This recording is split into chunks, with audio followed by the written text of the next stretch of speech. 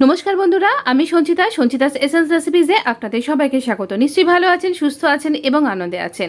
একটা সুন্দর আলু পনিরের সবজি যা আপনি বিভিন্ন রাইস রেসিপির সাথে, রুটির সাথেও ট্রাই করতে পারবেন। ভীষণ ইয়ামি আর খুব তাড়াতাড়ি হয়ে যাবে। আপনার বাড়িতে যা যা কিছু আছে তাই দিয়েই তৈরি হয়ে যাবে।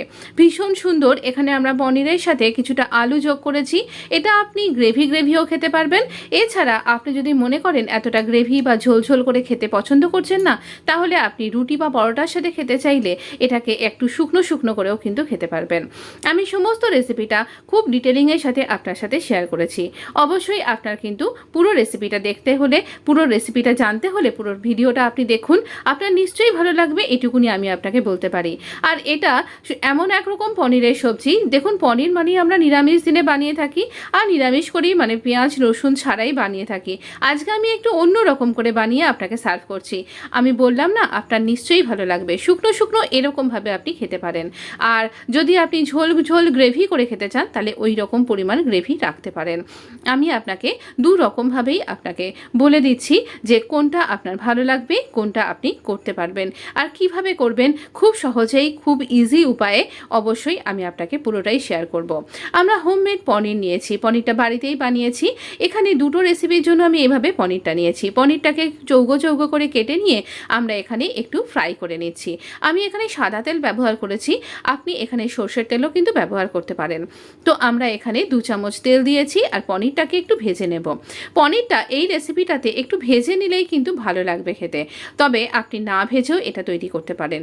অনেকেই পনিরকে ভেজে খেতে পছন্দ করেন না, তো তারা না ভেজেও কিন্তু এই রেসিপিটা অনায়াসেই ট্রাই করতে পারবেন। আমার মনে হয় একটু ভেজে খেলে যেন একটা ওপরে একটা আলাদা ক্রিস্পি লেয়ার হয়, তাই জন্য আমি এটা ভেজেই ব্যবহার করতে পছন্দ করি। এবারে দেখুন, আমরা এই পনিরের তেলের মধ্যেই কিছুটা আলু, দুটো ছোট সাইজের আলুকে ভেজে নিয়েছি কিছুটা ক্যাপসিকাম সামান্য একটু, আর একটা ছোট পেঁয়াজ। আর এই জিনিসগুলো আমি পনিরে মানে ফোড়ন হিসাবে এই পনিরের রেসিপিটাতে ব্যবহার করছি। ধনে, জিরে আর শুকনো লঙ্কা একটা চিড়ে নিয়েছি। অবশ্যই ফাটিয়ে এভাবে চিড়ে নেবেন, নালে ফাটবে। আর নিয়েছি একটা তেজপাতা। এবার এই সমস্ত উপকরণগুলোকে একটুখানি আমরা নাড়াচাড়া করে ভাজবো। একটু কালারটা চেঞ্জ হবে, একটু সফট হবে। একটা ছোট সাইজের টমেটোকে এইরকম বড় টুকরো করে কিন্তু কেটেছি। খেয়াল করে দেখুন, সব কিছুই বড় টুকরো করা। গ্রেটেড আদা নিয়েছি, নুন, চিনিটা আপনার স্বাদ অনুযায়ী একটু ব্যালেন্স করে নেবেন। আর জিরের গুঁড়ো আর দারচিনির গুঁড়ো, আমি এখানে দারচিনির গুঁড়ো ব্যবহার করেছি। যদি পছন্দ না করেন স্কিপ করতে পারেন। তো আমরা এখানে এই সমস্ত মশলাকে এইরকম যখন টমেটোটাও একটু সফট হয়ে গেল, সেই সময় এই মশলাগুলো দিয়ে দিচ্ছি। আলু ছাড়া কোনো মশলাকেই আমরা খুব ভালো করে একদম লাল করে ভেজে একদম পুরো ম্যাশড করে ফেলবো, এরকমটা কিন্তু করতে লাগবে না। একটু ক্রাঞ্চি বাইট থাকবে, তাহলেই এইটা খেতে বেশি ভালো লাগবে। ভাজা হয়ে যাওয়ার পর আমরা আলু আর পনিরটা দিয়ে দিলাম। দেবার পরে একটু নাড়াচাড়া করে আমরা দিয়ে দিচ্ছি এখানে পরিমাণ মতন জলটা ততটাই দিন যে যাতে করে আমাদের আলুটা সেদ্ধ হয়ে যায়। এখানে আপনি জলের পরিমাণটা আপনার তরকারির পরিমাণ অনুযায়ী এখানে বাড়িয়ে বা কমিয়ে ব্যবহার করতে পারেন। তো ভীষণ ইজি একটা রেসিপি। কিন্তু আমরা ভালো করে কষিয়ে নেবার পরে আমরা জল দিচ্ছি। এই যে বাটিটা, এই মানে 1 কাপ ধরে নিন, এই বাটির 2 কাপ জল দিয়েছি, 2 বাটি জল দিয়েছি, মানে 2 কাপ।